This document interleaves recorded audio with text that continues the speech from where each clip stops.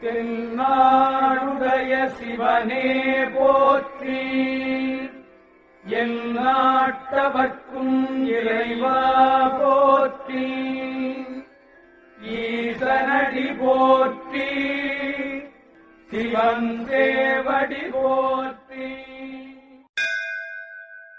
இப்போ நாம் திருஞான சம்பந்தரால் பாடல் பெற்ற திருசாத்தமங்கை ஐவந்தீஸ்வரர் திருக்கோவிலில் தாங்க இருக்கிறோம்.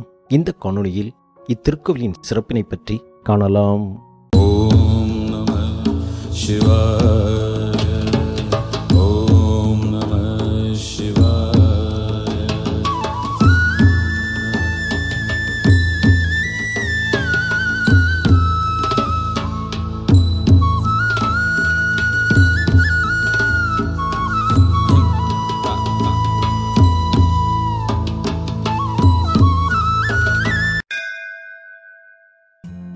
பல நூற்றாண்டுகள் தொன்மையான தேவார பாடல் பெற்ற திருத்தலங்களை தரிசிக்கும் நம் ஆன்மீக பயணத்தில் இன்று அம்பிகை சிவஸ்வரூபமாக நெற்றிக்கண்ணுடன் காட்சியளிக்கும் தற்பொழுது சியாத்தமங்கை என்று அழைக்கப்படும் திருசாத்தமங்கை சிவாலயத்தை தாங்க தரிசனம் காண போகின்றோம்.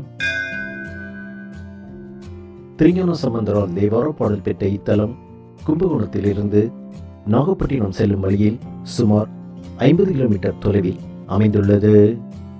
இத்தலத்திலிருந்து நாகப்பட்டினம் சுமார் 20 கிலோமீட்டர் தொலைவிலும், திருநள்ளாறு சனீஸ்வரர் ஆலயம் சுமார் 10 கிலோமீட்டர் தொலைவிலும் அமைந்துள்ளது. திருக்கோவிலின் முன்பு அமைந்துள்ள திருக்குளத்தில் தற்பொழுது செடிகள் நிறைந்து காணப்படுகிறது. இத்திருக்குளத்தின் ஒரு பகுதி சந்திர தீர்த்தம் என்றும் மறுபகுதி சூரிய தீர்த்தம் என்றும் அழைக்கப்படுகிறது.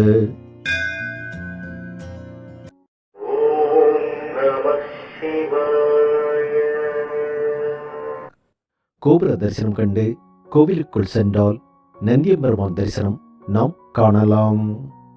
நந்தியம்பெருமானை வணங்கி தொடர்ந்து சென்றால் கருவறையில் ஈசன் ஐவந்தீஸ்வரர் எனும் திருநாமத்தில் சுயம்லிங்க திருமேனியாக அருள்பாலிக்கும் தரிசனம் நாம் காணலாம்.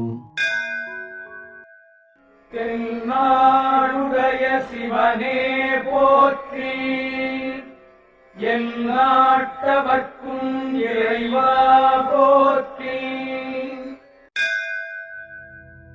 இத்தலத்தின் தலவரலாற்றின்படி அன்றைய காலத்தில் இத்தலத்தில் அவதரித்த திருநீலநக்க நாயனார் மற்றும் அவரது மனைவி மங்கையர்க்கரசியார் ஆகிய இருவரும் இத்திருக்கோவிலுக்கு தினமும் வந்து மலர்களால் இறைவனை அர்ச்சித்து பூஜை செய்து வழிபட்டு வந்துள்ளனர்.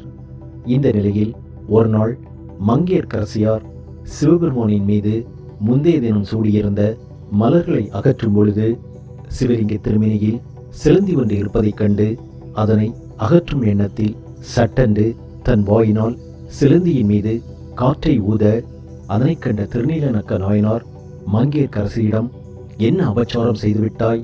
அவசர கதியில் சிலந்தியை அகற்றும் பொருட்டு நீ வாயினால் ஊதியதால் உன் வாயிலிருந்து வந்த எச்சில் சுவாமியின் திருமேனியின் மீது பட்டிருக்குமே, இது ஆகம விதிகளுக்கு முற்றிலும் மாறானது.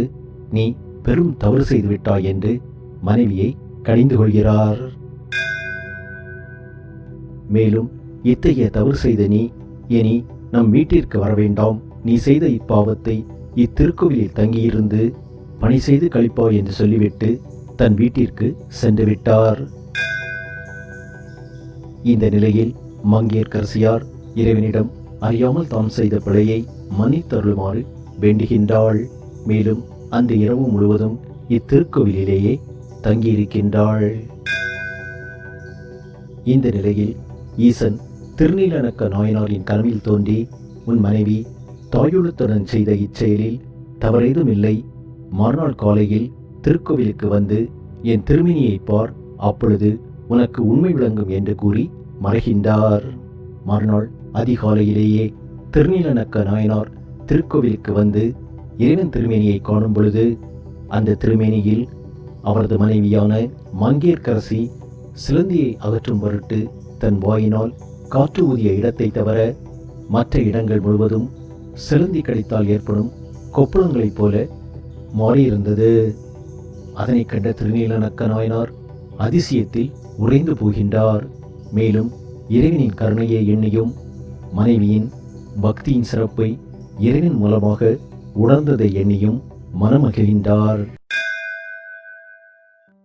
அதாவது ஒருவர் ஆகம விதிகளை மதித்து அதன்படி நடக்க வேண்டும் என்பது மிகவும் முக்கியமானதாக இருந்தாலும் அதனையும் தாண்டி இறைவனின் மீது அப்பழுக்கற்ற அன்பும் பக்தியும் பிரேமையும் கொண்டு இருந்தால் இறைவனின் கருணை என்றைக்கும் அவருக்கு கிடைக்கும் என்பதை உணர்த்தும் விதமாக அமைந்துள்ளது இத்தலத்தின் தலவரலாறு.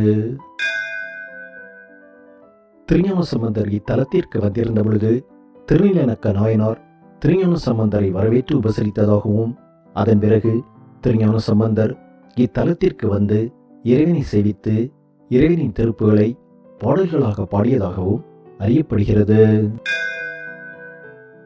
இறைவன் திருக்கோவிலின் பிரகாரத்தில் அமைந்துள்ள வாயில் வழியாக தனி கோவில் போன்றே அமைந்துள்ள அம்மன் சன்னதிக்கு நாம் செல்லலாம். இத்தலத்தில் அருள்பாலிக்கும் அம்மன் சிவஸ்வரூபமாக நெற்றிக்கண் மற்றும் ருத்ராட்சம் அணிந்து இருமலர் கண்ணம்மை என்னும் திருப்பெயரில் பக்தர்களுக்கு அருள்பாலிக்கின்றார்.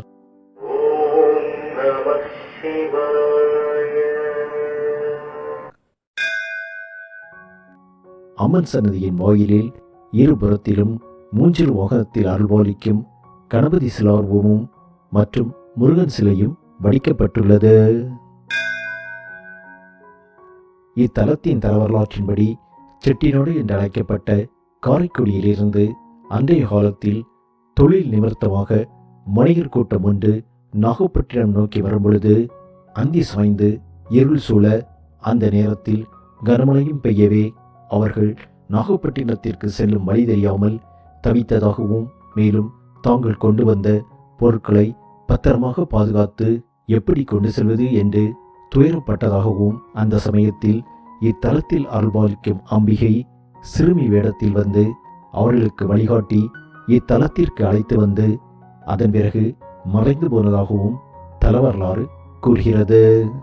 மேலும் அம்மனின் அருளால் பாதுகாப்பாக இத்தலத்திற்கு வந்து தாம் கொண்டு வந்த பொருட்களுடன் தங்கியிருந்த வணிகர்கள் அதன் பிறகு மறுநாள் நாகப்பட்டினத்திற்கு நல்லபடியாக சென்று தம் பொருட்களை வணிகம் செய்ததாகவும் இப்படி தம்மை காத்தருளிய இறைவனின் கருணையை எண்ணி மனமகிழ்ந்து இத்தலத்திற்கு அவர்கள் பல திருப்பணிகளை செய்ததாகவும் தலவரலாறு கூறுகிறது.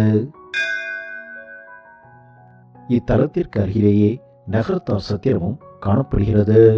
குழந்தைகள் கல்வியில் சிறந்து விளங்கவும் திருமணத் தடைகள் அகன்று நல்லபடியாக திருமணங்கள் நடந்தேறவும் இத்தலத்திற்கு வந்து அம்மனுக்கு பல நேர்த்திக்கடன்களை செய்து பலம் பெறுகிறார்கள் பக்தர்கள். குலோத்துங்க சோழன் உட்பட பல சோழ மன்னர்கள் இத்தலத்திற்கு திருப்பணி செய்துள்ளதாக இத்தலத்தில் காணப்படும் கல்வெட்டு தகவல்கள் தெரிவிக்கின்றது. திருஞான சம்பந்தர் இத்தலத்தின் சிறப்பை பற்றி பாடும் பொழுது நறுமணம் வீசும் மலர்கள் நிறைந்த சோலைகள் சூழ இத்தலம் காணப்பட்டதாக குறிப்பிட்டுள்ளார். தொன்மையும் சிறப்பு மிக்க ஒரு ஆலய தரிசனம் கண்ட மன நிறைவுடன் இக்காணொலியை நிறைவு செய்கின்றோம். மீண்டும் ஒரு திருக்கோவில் தரிசனத்தில் சந்திப்போம். உங்கள் ஆதரவுக்கு நன்றி. வணக்கம்.